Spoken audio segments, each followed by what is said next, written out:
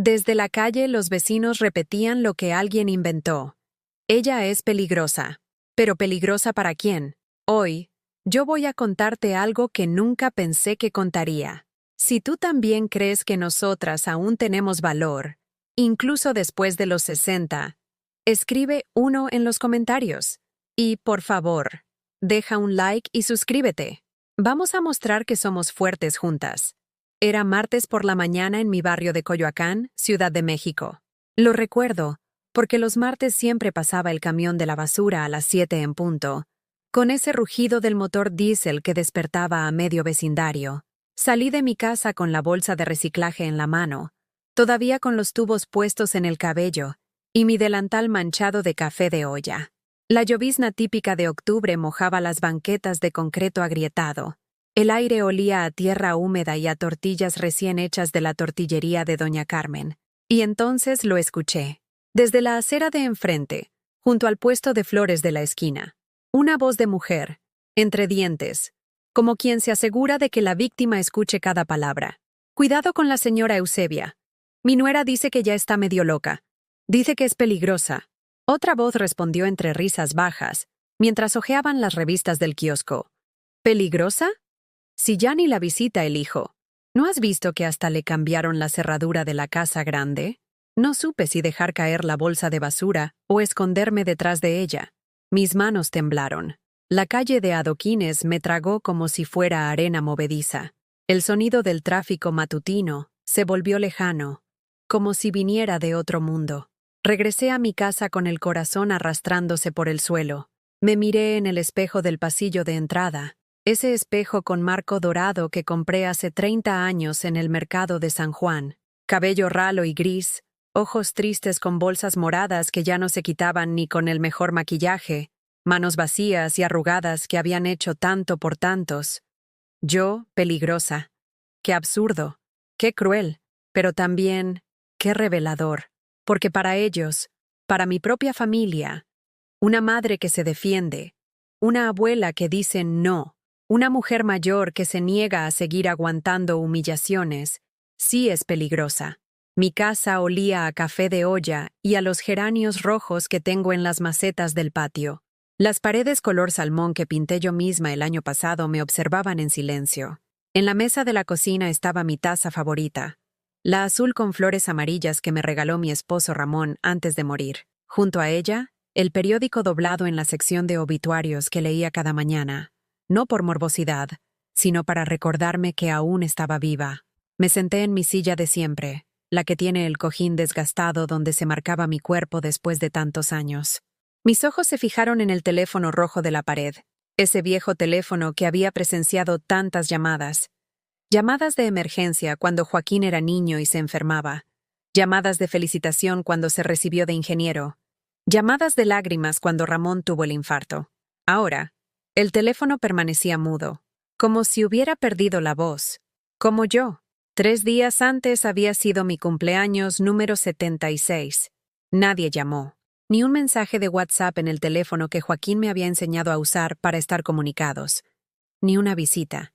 Ni una flor. Lo supe desde que me desperté con las campanas de la iglesia de San Juan Bautista a las 6 de la mañana. El silencio tenía sabor amargo, como el café quemado. Había horneado un pastel de 3 leches por costumbre, no por ilusión. Era la receta de mi madre, esa que llevaba leche condensada, leche evaporada y crema batida a mano hasta que los brazos dolían.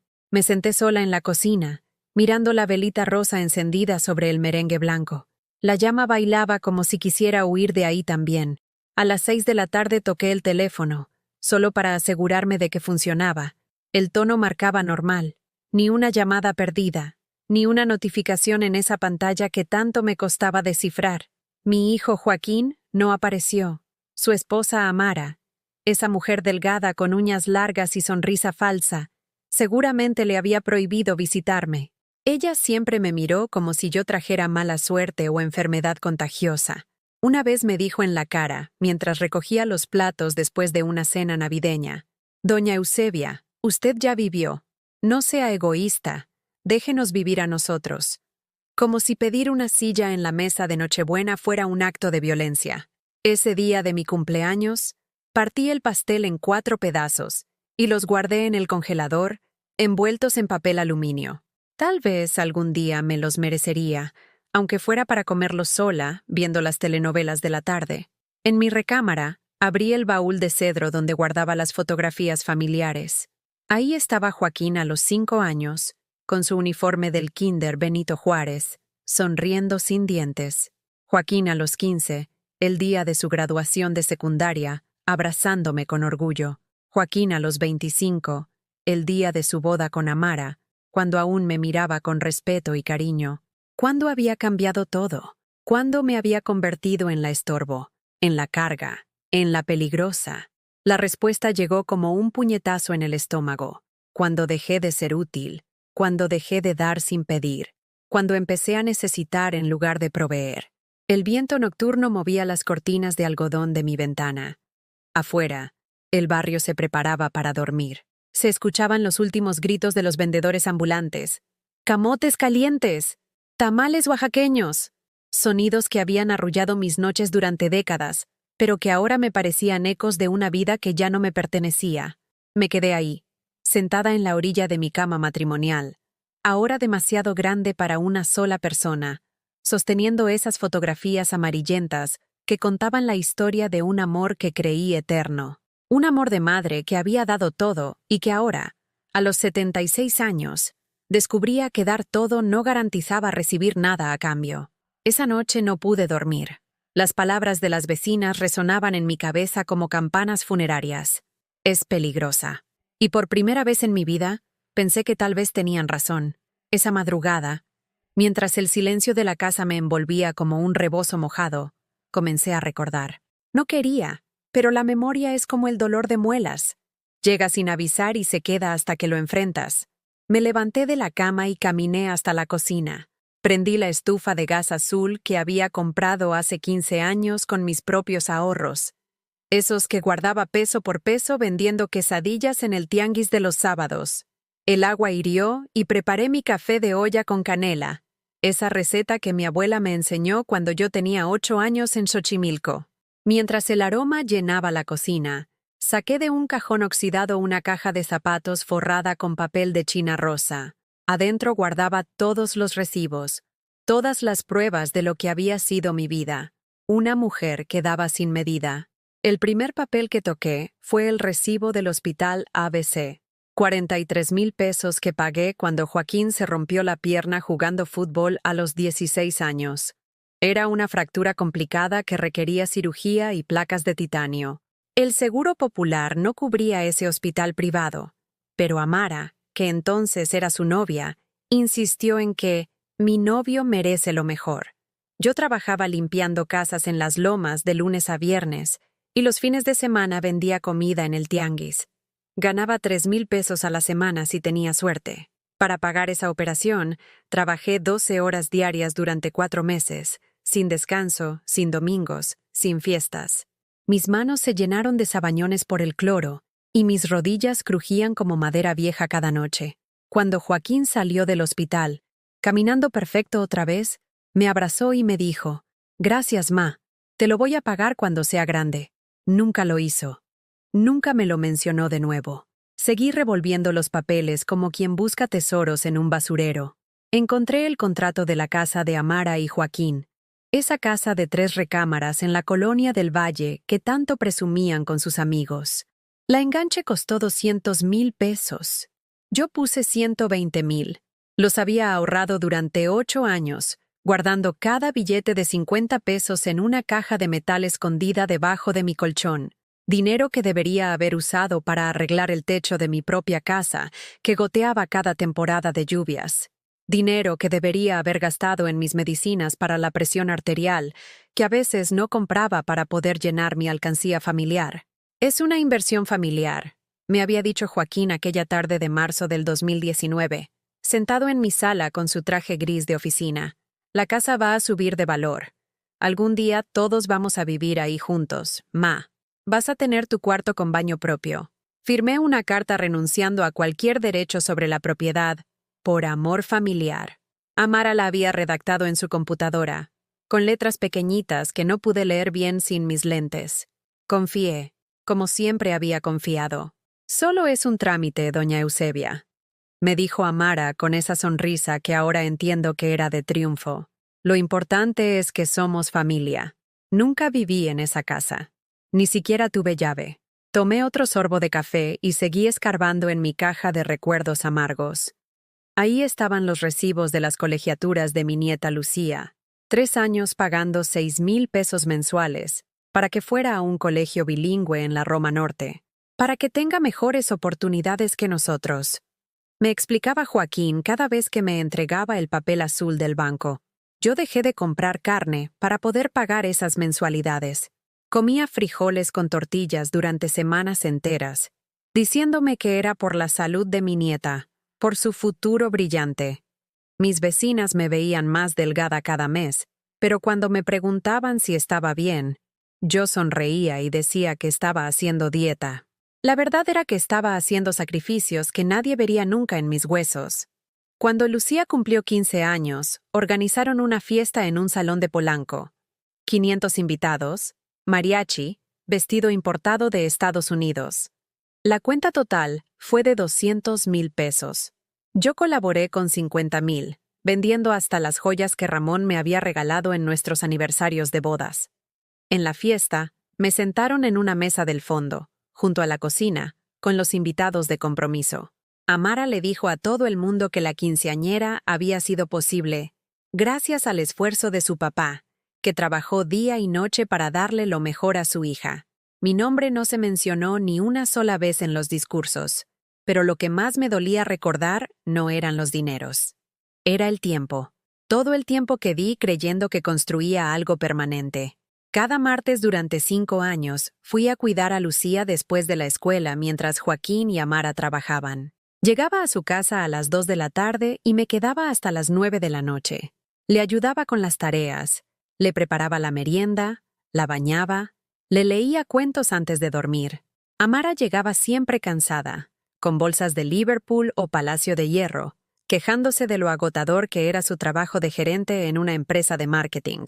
Se tiraba en el sofá de piel beige y prendía la televisión mientras yo terminaba de darle de cenar a Lucía. «Ay, doña Eusebia, qué bueno que está usted aquí», me decía sin levantar la vista de su teléfono. «Yo ya no puedo con todo esto». Los martes se convirtieron en martes y jueves. Después fueron lunes, martes y jueves. Al final, iba casi todos los días de la semana. Mi propia casa se llenó de polvo y abandono mientras yo vivía en la de ellos, siendo la nana gratuita de mi propia nieta. Cuando Lucía cumplió 12 años, Amara contrató a una muchacha hondureña para que la cuidara. «Ya no la necesitamos, doña Eusebia», me dijo un martes cualquiera, mientras yo enjuagaba los trastes del almuerzo. «Lucía ya está grande y necesita a alguien más. Dinámico. Más joven», quiso decir. Alguien que no les recordara que yo existía. Me acomodé en mi silla de la cocina, sintiendo cómo los huesos me crujían como ramas secas. Afuera, comenzaba a amanecer. Los primeros rayos de sol se colaban por la ventana con cortinas de algodón bordadas que yo misma había hecho en mis noches de soledad. Recordé la última Navidad que pasé con ellos. Había sido hace apenas 10 meses, pero se sentía como de otra vida. Llegué a su casa cargando una olla enorme de pozole rojo, el que me habían pedido especialmente porque nadie lo hace como usted, ma. Cociné durante 2 días enteros. Compré el maíz pozolero en el mercado de Medellín. Los chiles rojos los tuve que remojar toda la noche. La carne de cerdo la escogí pieza por pieza en la carnicería de don Esteban. Gasté más de 1,000 pesos en ingredientes, dinero que necesitaba para mis medicinas. Cuando llegué a su casa, la mesa ya estaba puesta. Había espacio para 8 personas. Yo no tenía lugar asignado. «Ay, ma, qué pena», me dijo Joaquín, rascándose la cabeza como cuando era niño y había hecho alguna travesura. Se nos olvidó decirle que los papás de Amara vienen a cenar. Ya no hay espacio. Me quedé de pie en la cocina, sirviendo pozole en platos que llevé a la mesa del comedor, escuchando las risas y conversaciones de una familia de la que aparentemente ya no formaba parte. Comí parada, junto a la estufa, mi propio pozole en un plato despostillado, mientras ellos brindaban en la mesa principal con copas de cristal que brillaban bajo la lámpara de araña. Esa noche regresé a mi casa con la olla vacía y el corazón más vacío todavía. El café se había enfriado en mi taza. La mañana ya estaba completamente despierta afuera. Se escuchaba el sonido familiar del camión del gas que anunciaba su llegada con esa melodía desafinada que conocía desde niña. Cerré la caja de zapatos llena de recibos y recuerdos. Cada papel era la prueba de una entrega incondicional que había sido correspondida con indiferencia. Cada recibo era un grito silencioso que decía: «Yo estuve aquí, yo di todo lo que tenía, pero para ellos, yo ya no estaba ahí. Para ellos, yo me había vuelto invisible. Un fantasma que molestaba con su presencia, que recordaba demasiadas deudas emocionales que no querían pagar». Me levanté lentamente de la silla, sintiendo el peso de los 76 años en cada articulación. Caminé hacia mi recámara y me detuve frente al espejo del tocador. La mujer que me miraba desde el vidrio tenía los ojos hinchados de llorar sin lágrimas. Tenía las manos temblorosas de quien había dado tanto que ya no sabía cómo quedarse con algo. Pero en esos ojos también había algo nuevo, algo que no había visto en mucho tiempo, una chispa de algo que se parecía mucho a la indignación. Esa chispa de indignación me duró exactamente 3 días. 3 días en los que caminé por mi casa sintiéndome más fuerte, más despierta, como si hubiera estado dormida durante años y finalmente hubiera abierto los ojos. Pero el miércoles por la mañana, mientras regaba mis geranios en el patio, escuché voces familiares del otro lado del muro. Joaquín y Amara estaban en el jardín de la casa de al lado, visitando a los Fernández, esos vecinos nuevos que se habían mudado hace 6 meses. No pude evitar escuchar. Las voces llegaban claras como el agua a través de las bugambilias que separaban los patios. «Sí, mi mamá vive aquí al lado», decía Joaquín con esa voz que ponía cuando hablaba de negocios por teléfono. «Pero honestamente, ya está muy difícil de tratar. La edad, ¿sabe?» «Ay, qué lástima», respondió la señora Fernández con esa compasión falsa que usan las personas cuando hablan de desgracias ajenas. «¿Alzheimer?» «No exactamente», intervino Amara, y pude imaginar su sonrisa de plástico. «Pero se ha vuelto muy demandante.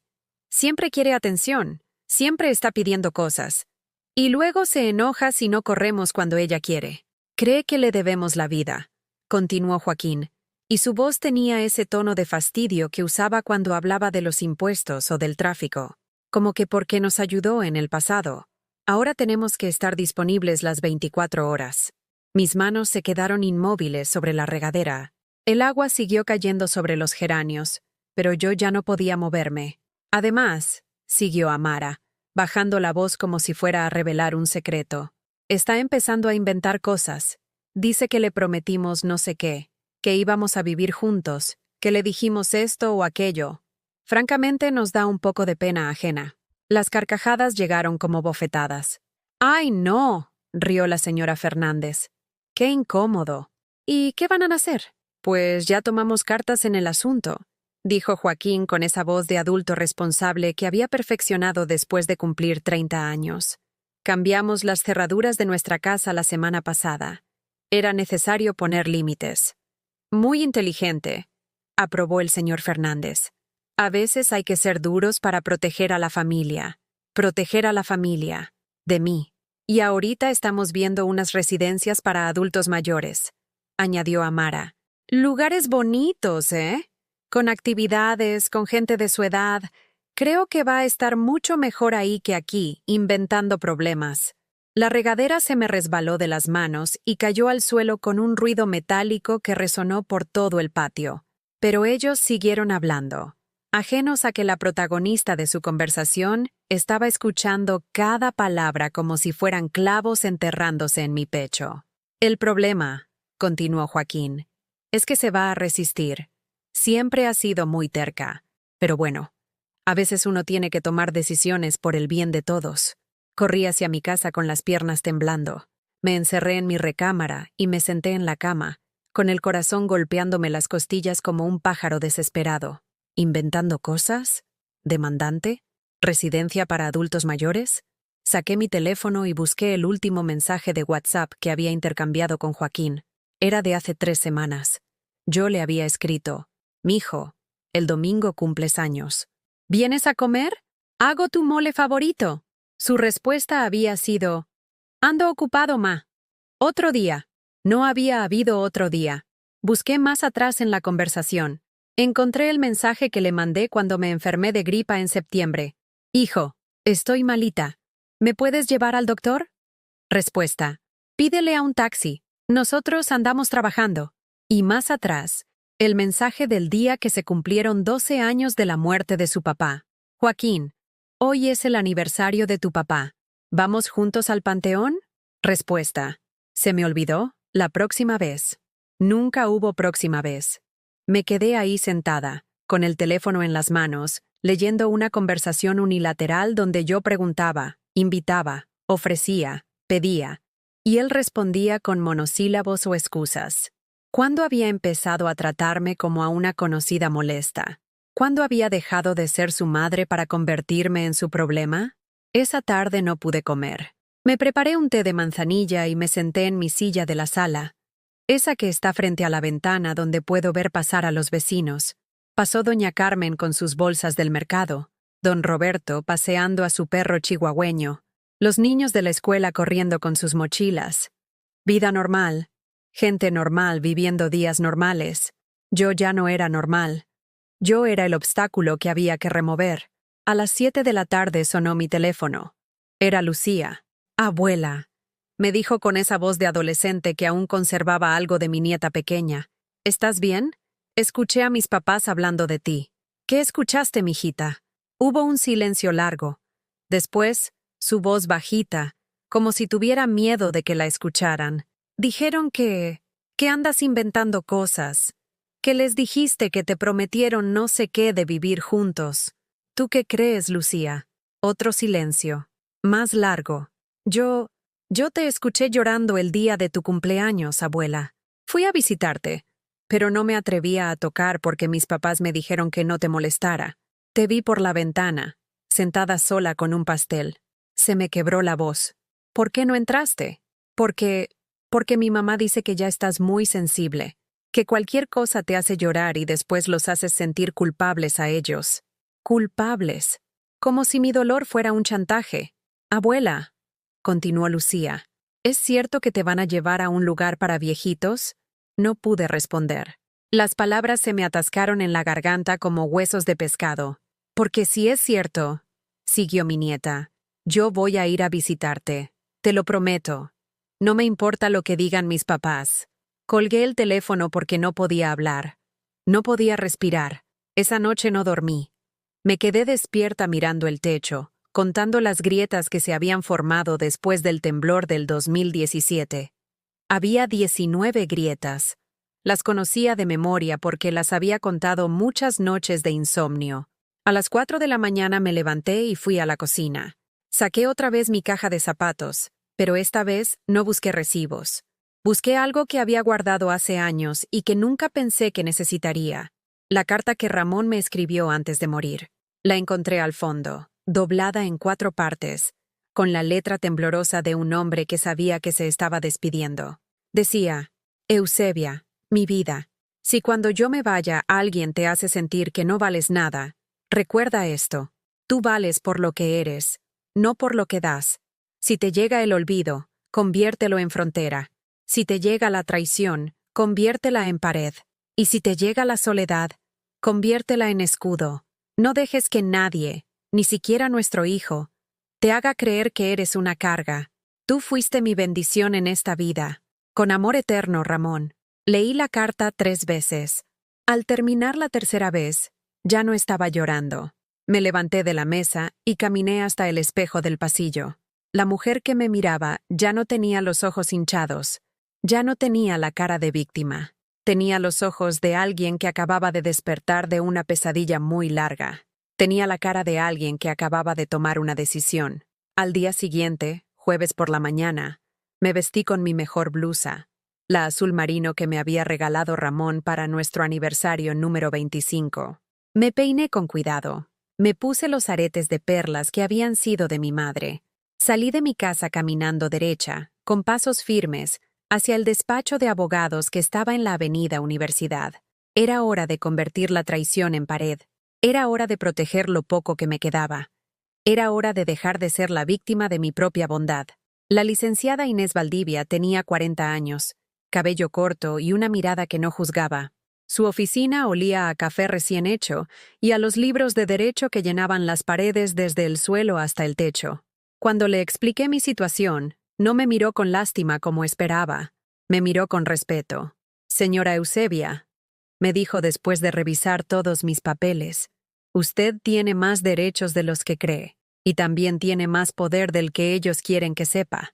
En 3 horas cambiamos todo. Revocamos cualquier poder que Joaquín pudiera tener sobre mis decisiones financieras o médicas. Redactamos un testamento nuevo donde mis bienes irían a una fundación para mujeres mayores abandonadas. Abrimos una cuenta bancaria nueva donde solo yo tenía acceso». «¿Estás segura de esto?», me preguntó la licenciada antes de firmar el último documento. «Una vez que hagamos estos cambios, no será fácil revertirlos.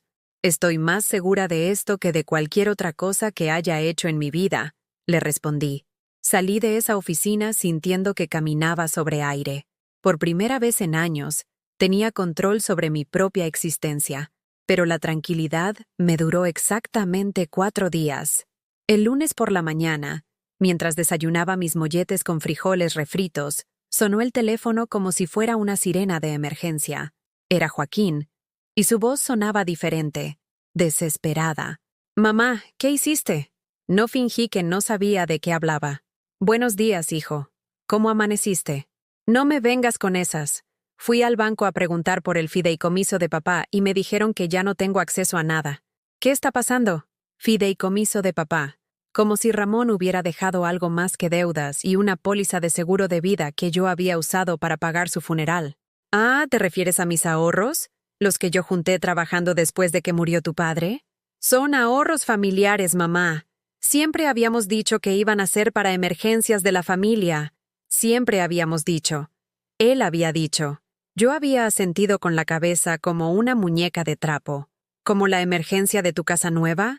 ¿O la emergencia de la quinceañera de Lucía? ¿O la emergencia de tus vacaciones en Cancún el año pasado?».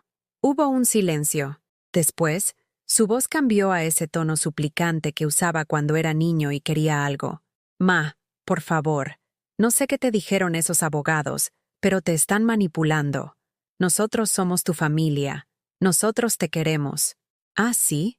¿Cuándo fue la última vez que me demostraste ese cariño?». «Siempre. Nosotros siempre estamos ahí para ti». «Joaquín», le dije con una calma que me sorprendió a mí misma, «la semana pasada te escuché diciéndoles a los Fernández que ya habían cambiado las cerraduras de su casa para protegerse de mí. ¿Eso es estar ahí para mí?». Otro silencio. Más largo. «Eso lo sacaste de contexto». «¿Y qué contexto tiene decir que soy demandante, que invento cosas, que ya estoy muy difícil de tratar?». «Nunca dije eso. Joaquín, tengo 76 años, pero no soy sorda». Colgué el teléfono sintiendo algo que no había sentido en décadas. Poder. A las 2 horas llegó Amara a mi puerta. No tocó. Golpeó como si fuera la policía. «Doña Eusebia, abra. Necesitamos hablar». Abrí la puerta sin quitar la cadena de seguridad. Amara estaba parada ahí con su uniforme de ejecutiva. Traje sastre negro, tacones altos, bolsa de marca que costaba más que mi renta de 3 meses. «¿Qué le metieron en la cabeza?», me gritó sin siquiera saludar. «Joaquín está deshecho. No puede creer que su propia madre le haga esto». «¿Hacerle qué, Amara?». «Quitarle sus derechos, dejarlo sin acceso a los ahorros familiares. Usted siempre había dicho que todo iba a ser para él. Yo dije muchas cosas cuando creía que me querían». «Claro que la queremos. ¿Cómo puede dudar de eso? Dime una cosa que hayan hecho por mí en los últimos 6 meses que no fuera pedirme dinero o favores». Se quedó callada, con la boca abierta como pescado fuera del agua. «Una sola cosa, Amara. Un detalle. Una llamada. Una visita que no incluyera una petición. Nosotros siempre... ¿Siempre qué? ¿Siempre me ignoraron en mi cumpleaños? ¿Siempre me dijeron que no cuando les pedí ayuda? ¿Siempre hablaron de mí como si fuera una carga? «Usted está enferma», me gritó, perdiendo toda compostura. «Está paranoica. Necesita ayuda médica. Lo único que necesito es que me respeten. Y si no pueden hacer eso, entonces no necesito nada de ustedes». «Oh». Cerré la puerta y puse el seguro. Amara siguió gritando del otro lado durante 10 minutos, amenazándome con demandas legales, con internarme a la fuerza, con no dejarme ver nunca más a Lucía. Pero sus gritos ya no me daban miedo, me daban lástima. Esa tarde llegó Lucía sola, con los ojos rojos de llorar. Mi nieta de 17 años se veía más pequeña que nunca, perdida en su uniforme de preparatoria. «¡Abuela!», me dijo en cuanto abrí la puerta. «Mis papás están diciendo cosas horribles de ti». La abracé y la invité a pasar. Le preparé un chocolate caliente con leche evaporada y canela, como le gustaba cuando era pequeña. «¿Qué dicen, mijita? Que te volviste mala, que un abogado te lavó el cerebro, que ya no nos quieres». Sus lágrimas caían en la taza de chocolate. «Pero yo sé que no es cierto. Yo sé que ellos te lastimaron». «¿Tú cómo sabes eso?» «Porque yo los he visto, abuela. Los he visto reírse cuando hablan de ti. Los he visto contar tu dinero como si ya fuera suyo. Los he visto planear cosas para cuando tú ya no estés». Mi nieta de 17 años había visto lo que yo había tardado 76 en entender. «El domingo», continuó Lucía, «mi mamá le dijo a mi papá que por fin iban a poder cambiar la cocina con la herencia que iban a recibir. Hablaban como si tú ya estuvieras muerta. «¿Y qué sientes tú por todo esto, Lucía?» «Me da vergüenza», me dijo, mirándome directo a los ojos. «Me da vergüenza ser hija de gente que trata así a su propia madre. Me da vergüenza haber estado callada tanto tiempo. No te disculpes por ellos, mijita. Tú no tienes la culpa de nada. Pero sí tengo la culpa de no haberte defendido, de no haber ido a visitarte en tu cumpleaños, de dejar que te trataran como si no importaras». Esa tarde, Lucía y yo hablamos durante 3 horas. Me contó cosas que yo no sabía, cómo sus papás contaban mi dinero cada mes, cómo planeaban vender mi casa cuando yo muriera, cómo Amara ya había escogido el asilo donde me iban a meter. «Pero también te quiero contar algo bueno», me dijo antes de irse. «Ya cumplí 18 en diciembre, y cuando cumpla 18, voy a poder decidir por mí misma dónde quiero estar». «¿Y dónde quieres estar?» «Contigo, abuela, si tú me dejas». Por la noche, después de que Lucía se fue, me senté en mi patio a mirar las estrellas. El cielo estaba despejado y se veían más brillantes que nunca. Pensé en Ramón, en cómo se habría sentido orgulloso de verme defender lo que era mío. Pensé en mis padres, en cómo me enseñaron que el respeto se gana pero también se exige. Pensé en la mujer que había sido durante tantos años, siempre dando, siempre perdonando, siempre esperando que el amor que daba regresara multiplicado. Y pensé en la mujer que estaba descubriendo que podía ser, una que ponía límites, que se respetaba a sí misma, que entendía que amar no significaba dejarse destruir. El teléfono sonó a las 10 de la noche. Era Joaquín otra vez. Pero esta vez su voz sonaba diferente, más desesperada, más real. «Mamá, por favor, hablemos. Ven a cenar mañana, como en los viejos tiempos. Los viejos tiempos en los que me sentaban en la cocina mientras ustedes cenaban en el comedor. No, no era así. ¿O los viejos tiempos en los que me pedían dinero y después no contestaban mis llamadas? Mamá, por favor, te prometo que las cosas van a cambiar. Ya no creo en promesas, Joaquín. Solo creo en acciones.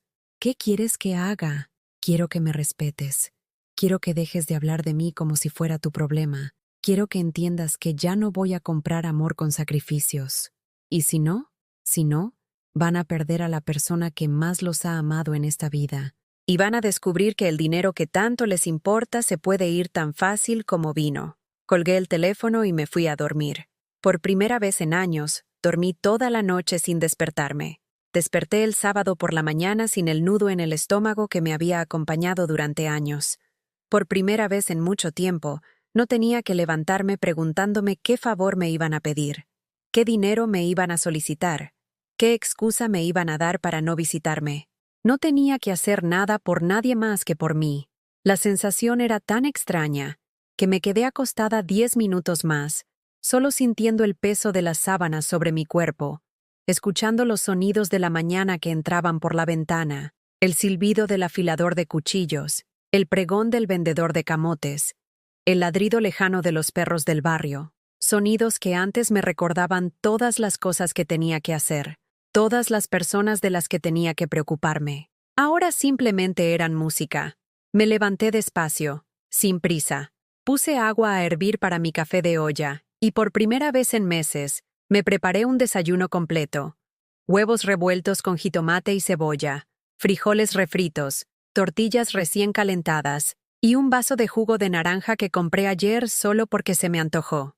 Comí sentada en mi mesa de la cocina, pero esta vez no con prisa, no revisando el teléfono por si Joaquín necesitaba algo, no planeando qué favor podía hacerle a alguien más.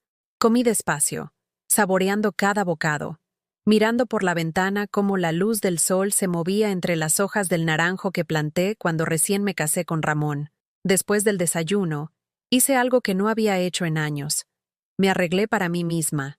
Me bañé con calma, usando el jabón de avena que siempre guardaba para ocasiones especiales que nunca llegaban. Me puse una blusa que me gustaba, pero que rara vez usaba, porque Amara una vez comentó que ya no era apropiada para mi edad. Me maquillé ligeramente, solo un poco de color en los labios y las mejillas. Me peiné con cuidado y me puse los aretes de coral que Ramón me regaló en nuestro 10º aniversario. Cuando me vi en el espejo, la mujer que me miraba ya no se veía cansada. Se veía presente. Salí de mi casa sin destino fijo. Caminé por mi colonia como si la viera por primera vez. Me detuve en la librería de viejo de don Eusebio, esa que siempre había querido visitar pero nunca tenía tiempo. Compré 3 libros, uno de poesía de Rosario Castellanos, una novela de Elena Poniatowska y un libro de cocina oaxaqueña que me llamó la atención. Hace tiempo que no la veía por aquí, doña Eusebia, me dijo don Eusebio mientras envolvía mis libros en papel periódico. ¿Cómo está? Estoy libre, le respondí, y me sorprendió lo cierto que sonaba. Después fui al mercado de Medellín, pero no para hacer la compra semanal llena de culpa por cada peso gastado. Fui para comprar lo que se me antojara.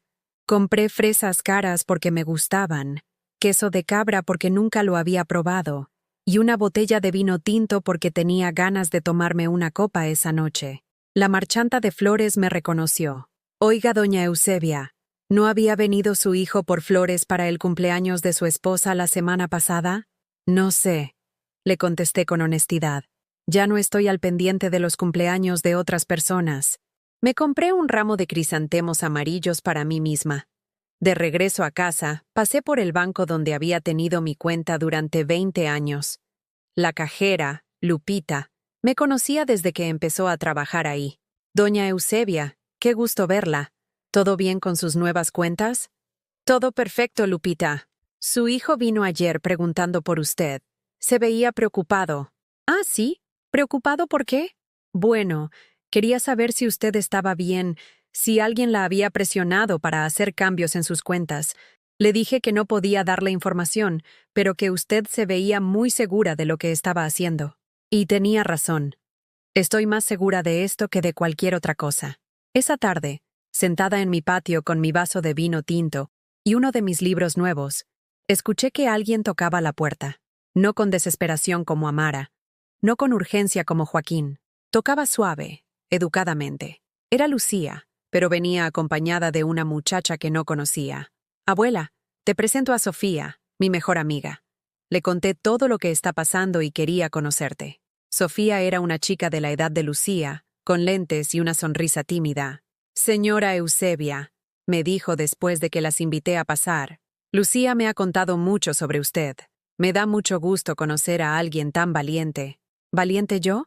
Sí, intervino Lucía. Sofía también tiene problemas con su familia. Sus papás quieren que estudie medicina, pero ella quiere estudiar arte. Le dije que usted podría darle consejos sobre cómo defenderse. Me quedé sorprendida. ¿Yo? ¿Dando consejos sobre defenderse? ¿Yo, que había tardado 76 años en aprender a decir que no? No sé si soy la mejor persona para dar consejos, les dije honestamente. Pero sí puedo contarles lo que aprendí esta semana. Nos sentamos las 3 en mi sala, tomando té de manzanilla con galletas Marías. Lo que aprendí, les dije, es que hay diferencia entre amar y dejarse destruir. Durante años creí que si yo daba todo, todo me iba a ser devuelto. Pero hay personas que ven el amor como debilidad y la generosidad como estupidez. Sofía me escuchaba con atención, tomando notas en un cuaderno. Entonces, ¿cómo sabemos cuándo alguien realmente nos ama? Preguntó. Cuando te respetan incluso cuando les dices que no. Cuando no necesitan que te sacrifiques para demostrar que los quieres. Cuando tu bienestar les importa tanto como el suyo propio. Mis papás me dicen que si no estudio medicina, no me van a pagar la universidad, dijo Sofía. Dicen que es por mi bien. ¿Y tú qué sientes? Que me quieren controlar, que quieren que sea lo que ellos no pudieron ser, no lo que yo quiero ser. Entonces ya sabes la respuesta, mijita. La pregunta es, ¿estás dispuesta a defender tu derecho a elegir tu propia vida? Las muchachas se quedaron hasta que oscureció. Hablamos de sueños, de miedos, de lo difícil que era decepcionar a las personas que amamos. Cuando se fueron, me quedé con una sensación extraña. Por primera vez en años, me había sentido útil sin tener que sacrificar nada. Esa noche, mientras me preparaba para dormir, sonó el teléfono. Era Joaquín, pero su voz sonaba diferente, menos exigente, más pequeña. Mamá, he estado pensando en todo lo que me dijiste. ¿Y? Y creo que tienes razón en algunas cosas. Algunas cosas, no en todo. Pero era un comienzo. Quiero preguntarte algo, continuó. ¿Todavía hay manera de arreglar esto? ¿Todavía podemos ser familia? Siempre hemos sido familia, Joaquín. La pregunta es si podemos ser una familia que se respeta. ¿Qué necesitas de mí para sentirte respetada? Era la primera vez en años que me preguntaba qué necesitaba yo.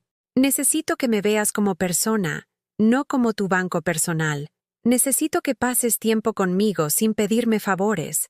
Necesito que defendas mi valor cuando otros hablen mal de mí. Y necesito que entiendas que ya no voy a comprar amor con dinero. Hubo un silencio largo. ¿Y si no puedo prometerte todo eso inmediatamente? Si necesito tiempo para cambiar, entonces tendrás tiempo. Pero mientras tanto, yo voy a seguir viviendo mi vida, con o sin ustedes. ¿Eso significa que ya no nos quieres? Significa que por fin me quiero a mí misma. Cuando colgué el teléfono, no me sentí triste ni enojada. Me sentí en paz. Me serví otra copa de vino y salí al patio a mirar las estrellas. El aire nocturno olía a jazmines y a la humedad de la tierra después de la lluvia vespertina. Mis geranios se veían más coloridos bajo la luz de la luna. Por primera vez en décadas, no me dormí preocupándome por los problemas de otros, planeando sacrificios futuros o sintiendo culpa por existir. Me dormí pensando en los libros que iba a leer, en las flores que iba a plantar, en las conversaciones que iba a tener con mi nieta. Me dormí pensando en mí, y dormí como no había dormido en años. Profunda, tranquila, sin pesadillas ni despertares en la madrugada. Dormí como duerme alguien que por fin está en casa, en su propia vida. El domingo por la tarde, exactamente una semana después de escuchar a Joaquín y a Mara burlarse de mí con los vecinos, llegaron los tres juntos a mi puerta, Joaquín, Amara y Lucía. Pero esta vez no venían por separado, no venían a gritar o a suplicar. Venían como familia, con esa solemnidad falsa que usan las personas cuando van a intentar su último truco. Joaquín traía un ramo de rosas rojas del súper, de esas que cuestan 200 pesos y que siempre me parecían un desperdicio. Amara llevaba una caja de chocolates Ferrero Rocher, esos dorados que nunca compraba porque eran muy caros para el gusto que tenían. Lucía cargaba una bolsa de papel manila que no pude identificar. «Mamá», me dijo Joaquín cuando abrí la puerta, «venimos a hablar contigo, como familia. ¿Podemos pasar?» Los dejé entrar, pero no porque sintiera que debía hacerlo. Los dejé entrar porque quería que vieran quién era yo ahora. Quería que vieran a la mujer que ya no se escondía detrás de la necesidad de agradar. Se sentaron en mi sala como si fuera territorio enemigo. Amara se acomodó en la orilla del sillón, como si estar ahí le diera comezón. Joaquín se veía incómodo, pasándose las manos por el cabello como cuando era niño y había roto algo. Solo Lucía parecía estar realmente presente, mirándome con esos ojos que ya conocían la verdad. «Mamá», empezó Joaquín con esa voz de vendedor que usaba en su trabajo, «hemos venido a disculparnos». «¿Por qué exactamente?» «Por todo. Por no haberte valorado como merecías. Por darte por sentada. Por no estar presentes en tu cumpleaños. Palabras bonitas. Palabras ensayadas. ¿Y por qué creen que no me valoraron?» Amara intervino con esa sonrisa que había perfeccionado para las reuniones de padres de familia. «Doña Eusebia, nosotros sabemos que cometimos errores, pero es que a veces la vida diaria, el trabajo, los gastos, uno se olvida de lo importante». «¿Y qué es lo importante, Amara?» «Pues usted, la familia». «Entonces, ¿por qué cambiaron las cerraduras de su casa sin decirme?» Joaquín se movió incómodo en su lugar. Eso fue un malentendido, ma. Hubo algunos robos en la colonia y decidimos mejorar la seguridad. No era personal. ¿Y por qué no me dieron una copia de la nueva llave?» Silencio. «¿Y por qué le dijeron a los vecinos que yo era peligrosa? ¿Eso también fue por seguridad?» Amara y Joaquín se miraron entre ellos como dos niños descubiertos en una mentira. «Nosotros nunca dijimos eso», murmuró Amara. «Los escuché. Con estos oídos que, según ustedes, ya no funcionan bien». Lucía sacó algo de su bolsa de papel. Era una grabadora pequeña, de esas que usan los estudiantes. «Abuela», me dijo, «yo grabé una conversación que tuvieron mis papás anoche. Quiero que la escuches». Joaquín se puso pálido. «Lucía, ¿qué hiciste?» «Lo que debí haber hecho hace tiempo. Decir la verdad». Lucía presionó el botón de reproducir. La voz de Amara salió clara de la pequeña bocina. «Ya estuvo bueno de andar fingiendo que la queremos. La vieja se volvió loca y ahora se cree con derechos. Pero no se va a salir con la suya». La voz de Joaquín respondía. «¿Tú crees que podamos demostrar que está senil? Con un dictamen médico podríamos anular todo lo que firmó». «Claro que sí. Mi prima es psicóloga. Ella nos puede ayudar a demostrar que no está en sus 5 sentidos. Y si eso no funciona, siempre podemos usar a Lucía. La vieja haría cualquier cosa por la nieta». Mi corazón se detuvo, no por el dolor, sino por la claridad absoluta de lo que acababa de escuchar. «Apágalo, Lucía», les dije suavemente. Joaquín tenía la cara roja, pero no de vergüenza, de coraje. «Eso no cuenta. Nos grabaste sin permiso. Eso es ilegal». «¿Saben qué es más ilegal?», les dije, levantándome de mi silla. «Conspirar para declarar demente a una persona para robarle sus bienes». Amara se puso de pie también, ya sin pretender ser educada. «Usted está actuando como loca. Mire todo lo que ha hecho. Nos quitó el acceso al dinero, cambió su testamento, nos está tratando como si fuéramos extraños. ¿Y saben por qué hice todo eso? Porque la manipularon. Porque alguien le metió ideas raras en la cabeza. No, Amara. Lo hice porque por fin entendí algo. Ustedes nunca me vieron como persona. Me vieron como un recurso, una máquina de hacer favores y dar dinero». «Eso no es cierto», gritó Joaquín. «Tú eres mi madre. Claro que te vemos como persona». «¿Ah, sí? Entonces dime, ¿cuál es mi color favorito?» Silencio. «¿Cuál es mi comida favorita que no sea la que yo les cocino a ustedes?» Más silencio. «¿Qué sueños tengo? ¿Qué me da miedo? ¿Qué me hace feliz además de servirles?» Joaquín abrió la boca pero no salió ningún sonido. ¿Saben siquiera cuándo murió su papá? ¿Se acuerdan que cada 15 de agosto voy sola al panteón porque ustedes siempre tienen algo más importante que hacer? Amara se cruzó de brazos. «Nosotros no tenemos tiempo para estar recordando fechas tristes todo el tiempo.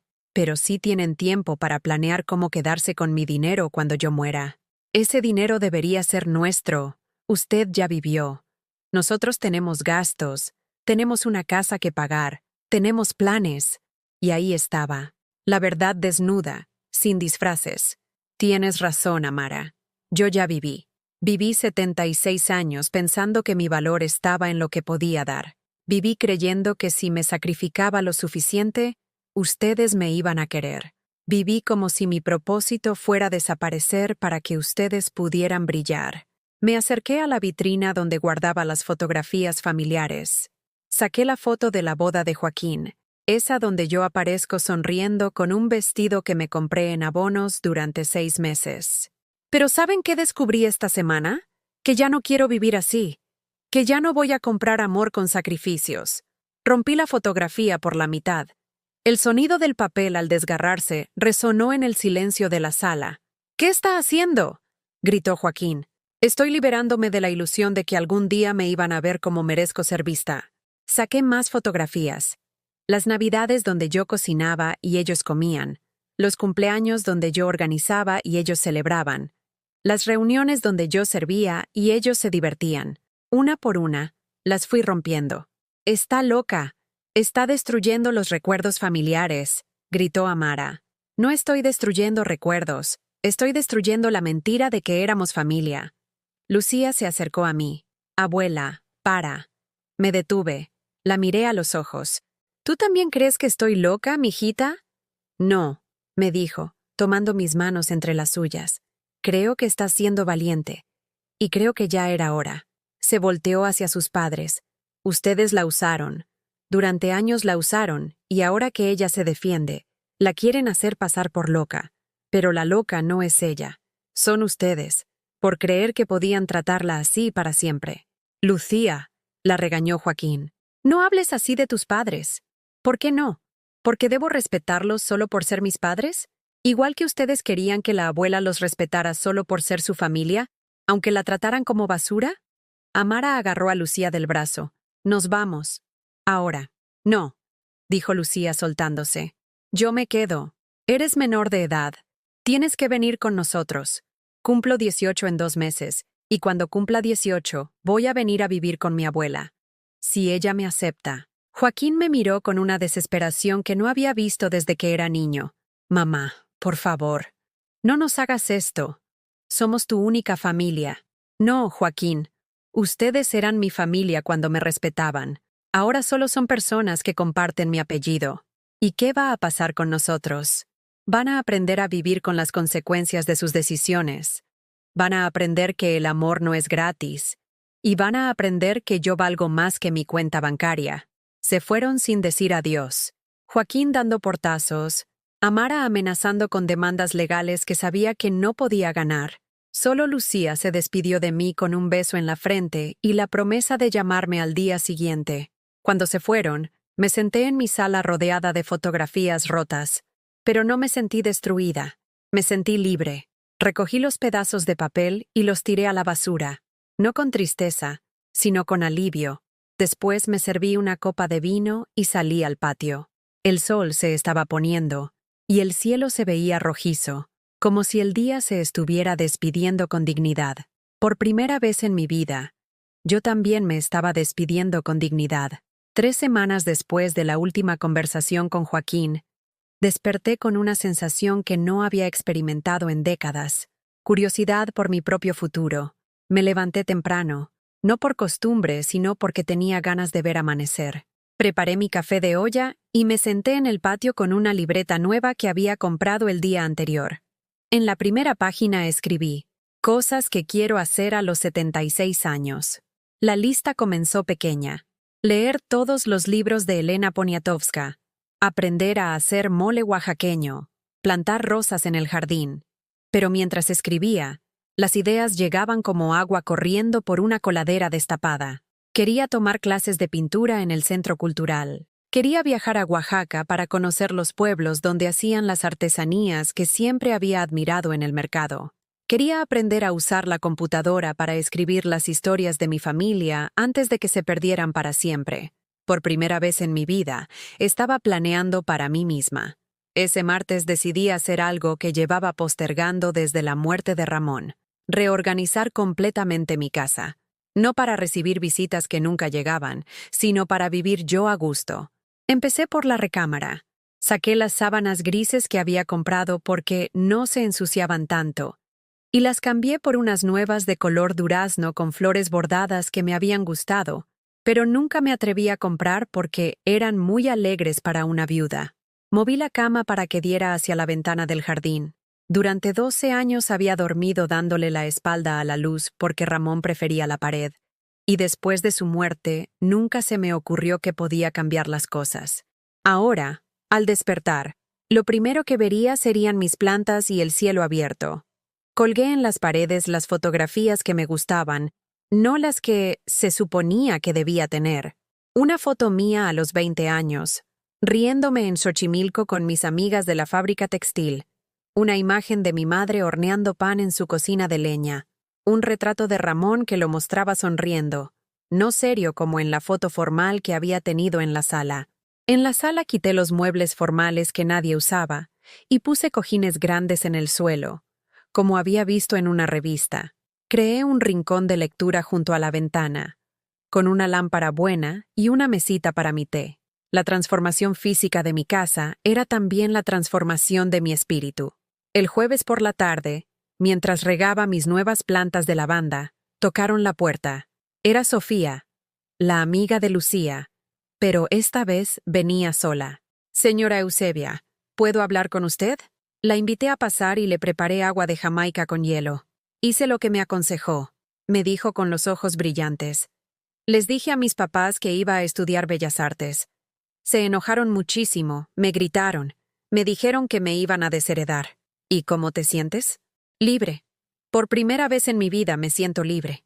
Se secó una lágrima que no era de tristeza sino de alivio. Ya me inscribí en la universidad. Voy a trabajar de mesera los fines de semana para pagar mis gastos. Va a ser difícil, pero va a ser mío.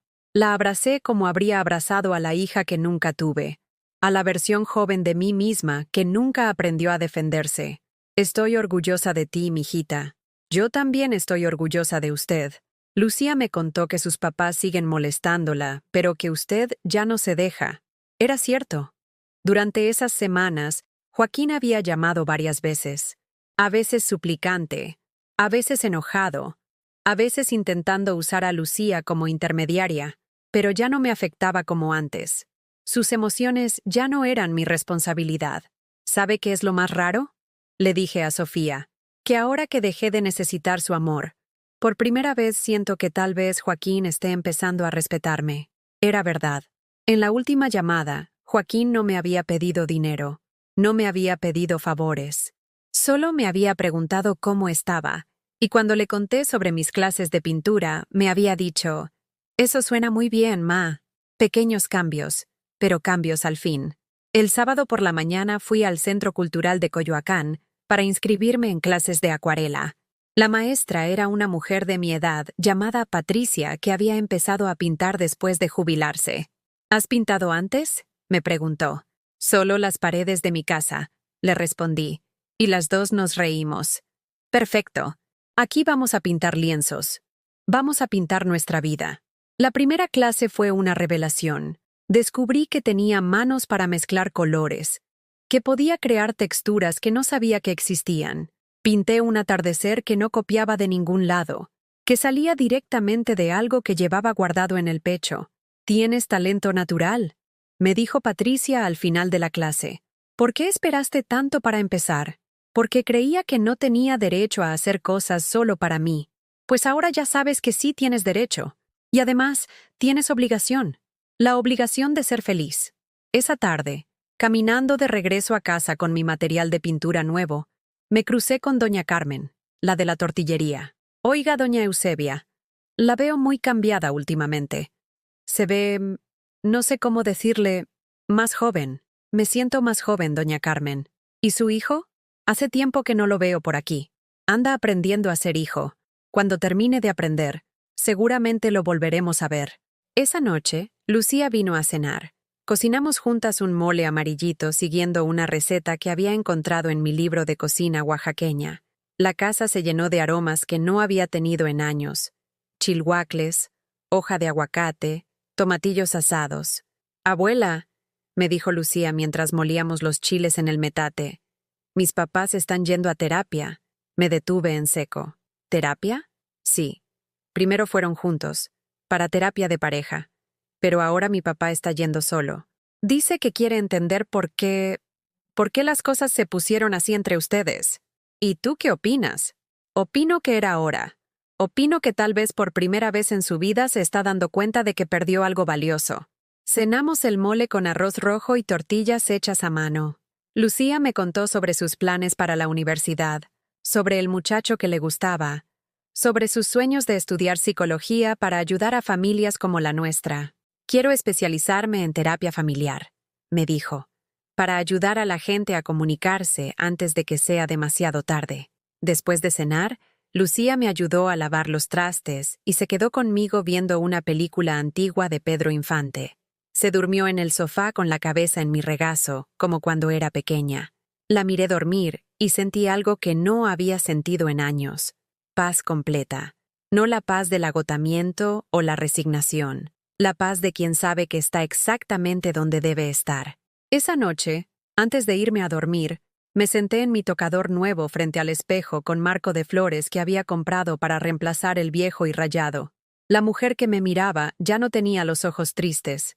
Ya no tenía los hombros caídos de quien carga pesos que no le corresponden. Tenía los ojos brillantes de quien descubrió que la vida puede empezar a cualquier edad. Tenía la postura erguida de quien ya no se disculpa por existir. Me cepillé el cabello con calma, aplicándome un aceite de lavanda que había comprado porque olía bonito, no porque fuera necesario. Me puse mi crema de noche favorita, la cara, no solo en las manos como hacía antes. En mi mesa de noche, junto al libro que estaba leyendo, puse la lista de cosas que quería hacer. Mañana iba a tachar reorganizar la casa y añadir algo nuevo, aprender a bailar salsa. Porque a los 76 años había descubierto algo fundamental. Nunca es demasiado tarde para empezar a vivir la vida que merecemos. Nunca es demasiado tarde para florecer. 6 meses después, estoy sentada en el patio de mi casa, que ya no parece la misma. He plantado nuevas flores, margaritas blancas, geranios rojos y una bugambilia morada que trepa por la pared como si quisiera abrazar toda la casa. El naranjo que planté con Ramón hace 30 años está lleno de frutos dorados que brillan bajo el sol de febrero. Mi casa huele diferente ahora. Huele a pan recién horneado, a café de olla, a los libros nuevos que compro cada semana en la librería de Don Eusebio. Ya no huele a tristeza ni a soledad. Huele a vida que se vive por elección, no por obligación. Esta mañana, mientras regaba mis plantas, llegó un sobre amarillo de la Fundación Casa Esperanza. Adentro había fotografías de la residencia para mujeres mayores que se construyó con la donación de mi terreno en Michoacán. En la entrada hay una placa de mármol negro que dice Casa Eusebia de la Cruz, donde las mujeres encuentran su valor. Las lágrimas que se me salieron no fueron de tristeza, fueron de orgullo. La fundación me invitó a la inauguración el próximo mes. Van a haber 15 mujeres viviendo ahí. Mujeres como yo, que un día fueron vistas como cargas por sus propias familias. Ahora van a tener un lugar donde ser respetadas, donde nadie les va a decir que ya vivieron bastante o que deben conformarse con las migajas de cariño que otros quieran darles. Lucía vive conmigo desde que cumplió 18. Su cuarto está lleno de libros de arte y fotografías que ella misma toma. Estudia diseño gráfico en la UNAM y trabaja medio tiempo en una galería de Coyoacán. Por las tardes, cuando regresa de la universidad, nos sentamos en este mismo patio a tomar café y a hablar de todo. Ayer me enseñó un proyecto que está haciendo para la escuela. Una serie de fotografías titulada Mujeres que no se rindieron. La primera fotografía de la serie soy yo, sentada en esta silla del patio, con mis manos arrugadas sosteniendo una taza de café, sonriendo de verdad por primera vez en años. «Abuela», me dijo mientras me mostraba la imagen, «cuando yo era niña pensaba que tú eras súper fuerte porque siempre aguantabas todo. Ahora entiendo que eres súper fuerte porque aprendiste a no aguantar lo que no debías». Con Joaquín, las cosas han cambiado lentamente, muy lentamente. Después de 6 meses de llamadas rechazadas y puertas cerradas, él y Amara aparecieron en mi casa un domingo por la mañana. Venían sin flores, sin regalos, sin peticiones. Solo venían a hablar. «Mamá», me dijo Joaquín, sentado en esta misma silla donde ahora estoy escribiendo estos recuerdos, «quiero pedirte perdón». No era el perdón automático que se pide para que las cosas vuelvan a ser como antes. Era el perdón que viene después de entender realmente lo que se hizo mal. Te traté como si fueras mi empleada en lugar de mi madre. Te pedí que dieras todo, y nunca te di nada a cambio. Te hice sentir que no tenías valor más que el dinero que podías darme. Amara, sentada a su lado, Parecía incómoda, pero no contradictoria. Lo que más me duele, continuó Joaquín, es que te hice creer que eras una carga cuando fuiste la bendición más grande de mi vida. Lloró. Mi hijo de 42 años lloró como cuando era niño y se había lastimado jugando en la calle. No lo perdoné inmediatamente. El perdón real, el que sana, no se puede forzar. Le dije que si quería ser parte de mi vida otra vez, tenía que demostrar con acciones, no con palabras, que yo le importaba como persona, no como recurso. ¿Qué necesitas de mí?, me preguntó. Tiempo, le respondí. Necesito tiempo para ver si realmente has cambiado. Y así fue. Durante estos 6 meses, Joaquín ha venido a visitarme todos los domingos. Sin Amara las primeras veces, después con ella, pero de manera diferente. Viene sin pedir nada, sin esperar nada. Viene a regar las plantas, a ayudarme con las compras pesadas, a sentarse conmigo a ver las telenovelas de la tarde. Amara ha tardado más en cambiar. Todavía la veo incómoda cuando habla conmigo, como si no supiera exactamente qué hacer con una suegra que ya no se deja pisotear, pero ha dejado de hacer comentarios hirientes. Ha dejado de tratarme como si fuera invisible. La semana pasada trajo a Lucía de vuelta a una cena familiar. Por primera vez en años, me sentaron en la cabecera de la mesa. Por primera vez en años, me preguntaron mi opinión sobre las cosas importantes. Por primera vez en años, sentí que formaba parte de esa familia en lugar de ser su proyecto de caridad. Pero la diferencia más grande no está en cómo me tratan ellos. La diferencia más grande está en cómo me trato yo a mí misma. Ya no busco validación en cada conversación. Ya no digo que sí a todo por miedo a quedarme sola. Ya no mido mi valor por lo útil que puedo ser para otros. Tengo amigas ahora, mujeres de mi edad que también descubrieron tarde en la vida que merecían respeto. Nos juntamos los martes en el parque de Coyoacán a caminar y a platicar. Los viernes vamos al cine a ver películas que nuestras familias considerarían no apropiadas para nuestra edad. Tengo planes propios. El próximo año voy a tomar clases de pintura en la Casa de Cultura. Estoy aprendiendo a usar una computadora para escribir mis memorias. Quiero viajar a Oaxaca a conocer el pueblo donde nació mi abuela. Por primera vez en mi vida, tengo futuro propio. Esta tarde, mientras preparaba agua de Jamaica en la cocina, encontré pegada en el refrigerador una nota que Lucía me había dejado. Abuela, eres mi heroína. Gracias por enseñarme que nunca es tarde para empezar a respetarse. Me senté en mi silla favorita del patio y miré las fotografías de la casa Eusebia. 15 mujeres que van a tener una segunda oportunidad de vivir con dignidad. 15 mujeres que van a saber que su valor no depende de lo que puedan dar a otros. En una de las fotografías, las residentes estaban sentadas en un círculo en el jardín, tomando té y riendo. Me recordaron a nosotras, a todas las mujeres que aprendimos que decir no nos hace malas personas, nos hace personas completas. El sol está empezando a ponerse. En unas horas va a llegar Lucía de la universidad, y vamos a cocinar juntas la cena mientras me cuenta sobre su día. Después vamos a ver una película que elegiremos entre las dos, comiendo palomitas caseras que hago con mantequilla real. No porque alguien me lo pida, sino porque me gusta cómo huele la casa cuando las preparo. Mañana es domingo, y Joaquín va a venir a visitarme. No sé si va a traer flores o si simplemente va a venir a sentarse conmigo en este patio. Ya no importa. Lo que importa es que viene porque quiere estar conmigo, no porque necesita algo de mí. Esta noche voy a dormir en mi cama matrimonial, que ya no se siente muy grande para una sola persona. Voy a dormir sin preocuparme por los problemas de otros, sin planear sacrificios, sin sentir culpa por existir. Voy a dormir pensando en la mujer que era hace 6 meses. Asustada, pequeña, invisible.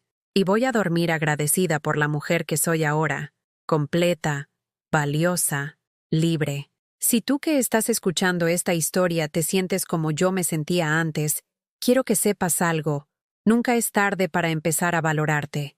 Nunca es tarde para poner límites. Nunca es tarde para dejar de comprar amor con sacrificios. ¿Conoces a alguien que haya vivido algo parecido? ¿O tal vez tú mismo has pasado por esto? Comparte tu experiencia en los comentarios. Y si esta historia te tocó el corazón, Dale like y suscríbete para que este mensaje llegue a alguien más que necesite escucharlo. Porque todas merecemos saber que nuestro valor no se negocia.